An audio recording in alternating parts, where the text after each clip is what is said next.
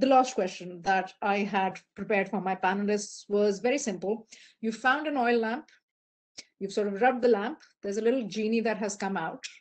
In terms of thinking outside the box, whatever you wish for tools and challenges with assessing company reporting on corporate performance, what would be your one completely ridiculous or completely practical wish? Pierre, shall we start with you on that one? Since you're the only gentleman on the panel, this time we'll change it around and say gentleman goes first. I like it. Deconstructing gender stereotypes is very important. It has to be one sentence, right? Well, and perhaps to address, I see Andy Whitmore has a question here, but in one sentence, I think it would be good to see mining companies, lobby groups, industry associations, governments be really willing to rethink community consultation, community involvement, the role of mining in our society, and in a way not focus too much about, like you said, Masooma, reporting on the positive contribution, but ensuring that you're not harming environments, people, biodiversity, cultural heritage in the first place. That should be at the heart of any responsible mining approach. Thanks. Liesl, can I come to you next on Freedom Day? And thank you so much for speaking to us on your day off. That's a pleasure. Masooma, I have two keywords in my head, and I'm going to try to use them properly, but I don't know if this is going to come out properly. In this multi-stakeholder environment that is about hearing each other, my wish is that we can all, from all levels, move beyond the desperate need for consensus to the revelatory place of empathy and understanding of each other. That's a very good. I'll have to think about that one, Liesl. There might be a document you and I are writing in the next 6 months. Rebecca, your wish. Sure. I would say my wish, when I tell people that I work in this sector, I think most people don't even think about mining.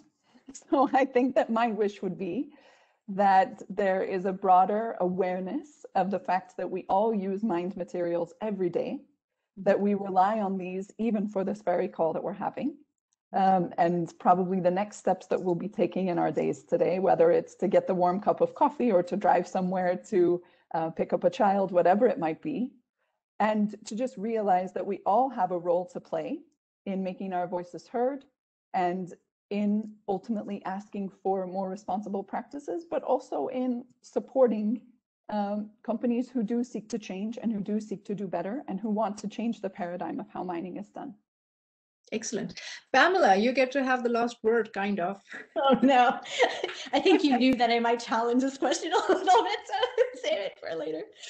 Actually, it somewhat dovetails on what Rebecca was saying, and my challenge is to the research community, because I think this is something that is necessary for everyone.